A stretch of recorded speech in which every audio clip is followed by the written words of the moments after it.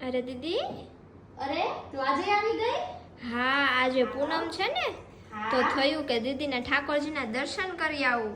હા લાવજો તને હમણાં દર્શન કરાવું સરસ મજાના. પણ તમે આજ શું બનાવ્યું છે ઠાકોરજી માટે? આવજો તને બતાવું જો.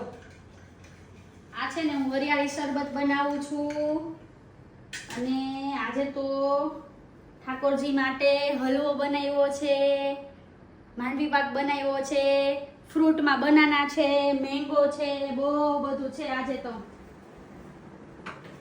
ઉઠાડી હાલો આપણે.